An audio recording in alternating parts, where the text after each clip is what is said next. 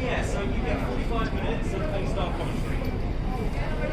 So if you just want to wait just by the railings, one of my colleagues will scan into the equipment.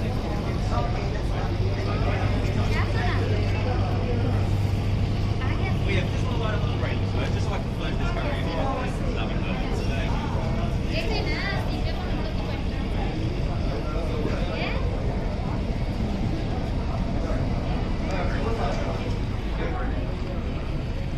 One thing about not buying, trust me.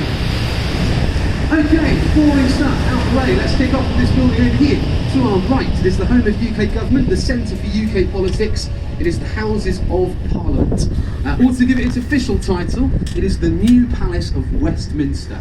Designed in this upright neo-Gothic design by Mr. Charles Barry and Augustus Pugin in 1860. So yeah, fairly recently built as palaces go. Now this palace here, it was built to replace the one that burnt down before it in 1834. That palace of 1834 burnt down because some of our MPs, our members of Parliament, I mean, they might be in there today. Give them a wave if you want. Other hand gestures are appropriate, so I do not mind. Keep it PC. 1834, the real story. The Chancellor of the Exchequer ordered 2 cartloads of wooden tally sticks to be delivered to the basement of the old palace to be burnt and destroyed, as government that year were trying to rig an election. Things got a bit out of hand and they burnt the whole palace down to the ground. Many a Londoner, they came out to see what the commotion was all about, but not to help the people inside. Literally came out to all chant in unison, "Burn Parliament, burn." One of the only remaining parts of that old palace is this small little hut that you can see ahead of us to the right here. Back end of the palace, steps leading down to the water. Also once England's smallest prison. Enemies and traitors to our crown would be held up in there for about 2 days. On a Saturday morning, they'll be marched down the steps known as the Black Rod Steps. They'll then be put into a waterman's boat and then sailed down to the Tower of London. And after that, probably have their head removed, will be tortured and imprisoned for a very, very long time. Some famous enemies and traitors to our crown that would have been held up in Black Rod Steps. We had William Wallace, the famous Scottish freedom fighter, Braveheart, played by Mel Gibson in the film. Probably England's most famous traitor, Guy Fawkes, the bloke who tried and attempted to blow up the Houses of Parliament in 1605. Remember, the 5th of November, the gunpowder treason. One of the last people to be held in the Black Rod Steps there was the suffragette Emmeline Pankhurst. Now, the Houses of Parliament, made up of 2 debating chambers. We have the chamber for the House of Commons, elected MPs who sit there, argue and debate about potential policies to put into action within the UK, and their chamber is upholstered in green. We then have our invited politicians, the House of Lords representatives. These guys sit there, ratify legislation, advise the Commons, and their chamber is upholstered in red. You can see to our left we have Lambeth Bridge, painted red. Over here to our right we have Westminster Bridge, painted green. There are also green and red marquees ahead of us here. Now these marquees opposite us are the separate dining areas older than that inside the British Museum. It's pretty cool. We're going to cross to the right. This stretch of riverbank, about 1.5 miles from the London Eye, all the way to where we are cruising up today, is the South Bank, the hub for the arts and culture. We have concert halls like Royal Festival Hall, Queen Elizabeth Hall and Purcell Rooms. Restaurants over there. They've just opened up their Christmas markets, I think, as well. Mulled wine, spiced cider, restaurants, little food shacks kind of things. Museums, galleries, British Film Institute, street performers. A very lively and vibrant place on our South Bank. Probably the most obscure building on our hub of arts and culture has to be our Royal National Theatre to the right here. Concrete building, advertisement board on the front of it. It's home to 3 awesome theatres.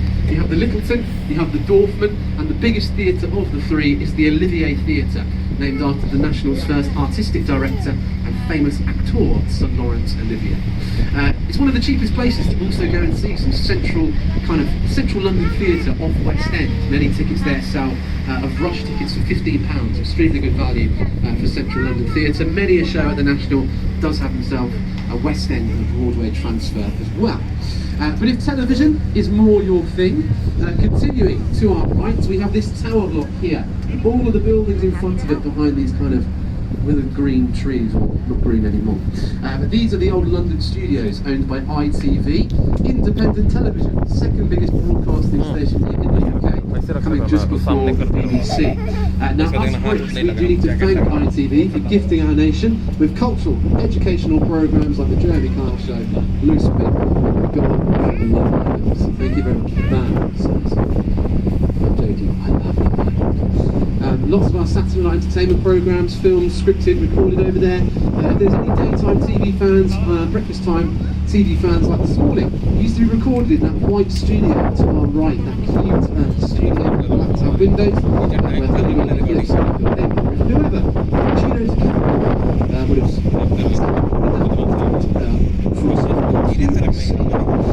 Gabriel's Wharf, where the studios are situated on the right here, home to the only beach in London. Barbados and Ibiza when you've got that. The big on the sand there are having the time of their life. Paddling in the water later, they'll catch typhoid.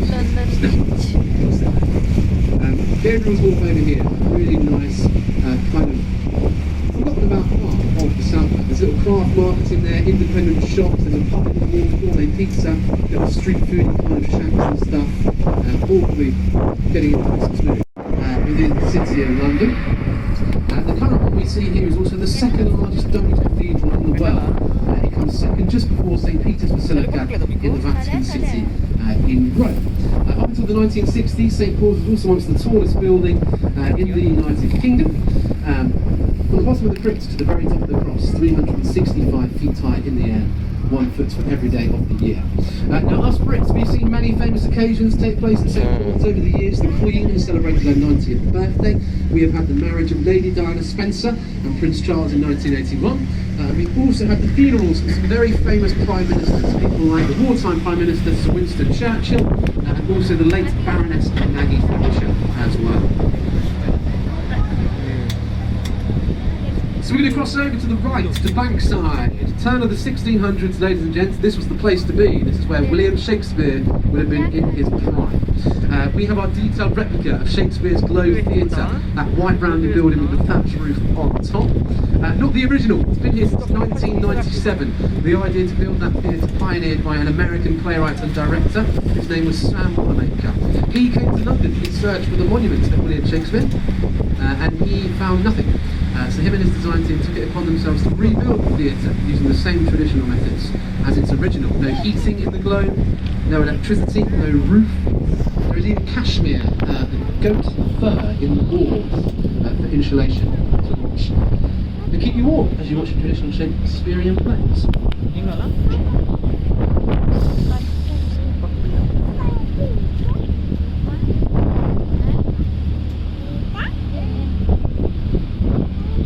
Now the theatre, or Shakespeare's Globe Theatre, before the one we've just seen behind us, they would have once been situated to our right. As we come underneath the bridge, to our right you will see the old headquarters for the London Financial Times newspaper, black glass FT on the front of it.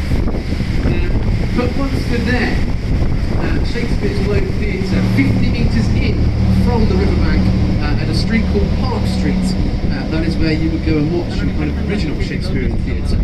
Now before you would go and see one of Shakespeare's new plays, you would probably go for a good strong pint of ale and get a bit rowdy in the groundlings kind of pit, I guess. And you would probably go for a pint of beer here at this pub. Jack from the London Library Group, me. London Bridge, that is bro. I have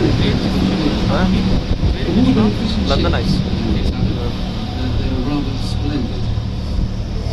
Now the River Thames was also a frequent destination visited by smugglers and also pirates. If you don't believe me, look to your right, is there indeed a pirate ship? देखिए pirate ship है पता है डकैत का जहाज. That is our detailed reconstruction of Francis Drake's Golden Highlands. Francis Drake became the first Englishman to circumnavigate the seven seas. He set sail from Plymouth, the south coast of England, in 1577 on a 3-year journey, returning back to London a very, very rich man.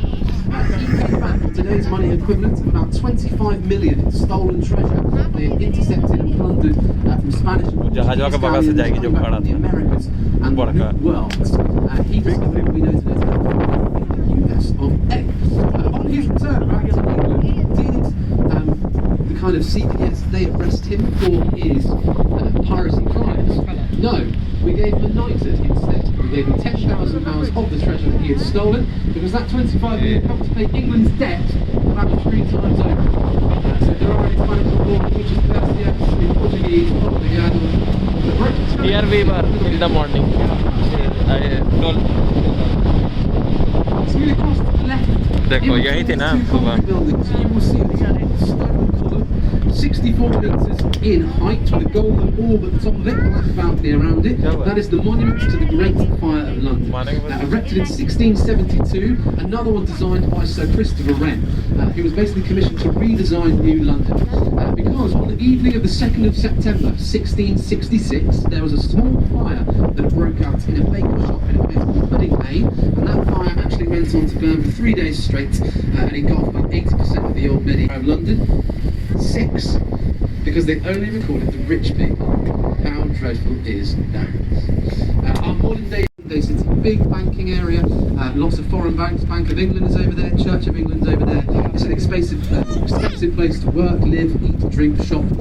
And it's also got some weirdly shaped skyscrapers that I'll tell you the names of when we go to Bellevue in about 10 minutes or so. We're going to cross to the starboard side. There is a vessel that is much larger than ours. This is a very famous warship. It is Her Majesty's ship Belfast, built in Belfast, Northern Ireland. Same docks as the ill-fated RMS Titanic, the hull of the North Docks, and it was commissioned to be built in 1936. It weighs 11,500 tons. The guns on the front, on the bow there, can fire as far as about 7 miles away. They could reach Richmond, West London, now pointed towards Croydon in South London. Which is terribly funny if you've been to Croydon. It's had a very famous career, this vessel. It searched and destroyed Hitler's favourite battleship, the Scharnhorst, in the Battle of the North Cape.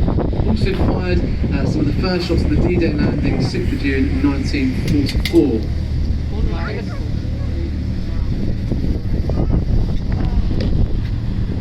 Sorry to be a fun sponge, but we have a black glass ocular building over here on the right. Many a nickname for this. If there's any fans of The Apprentice, you might recognise that building from the final of The Apprentice. But it has many a nickname: onion, stack of pancakes, beehive, call it what you want. The City of London Council were rumoured to pay a company £1 million to name that building on the right, and that company came up with the creative name of City Hall. That is rubbish. I could do better for a fiver. That is where our Mayor of London, Sadiq Khan, will meet with the Greater London Assembly and make some important decisions regarding our city's future. But who cares about that? Tower Bridge, ladies and gents, yes! The Murphy Ball we're waiting for, London's most famous bridge. Some sources say it's the most photographed bridge in the world. And you're all stated today.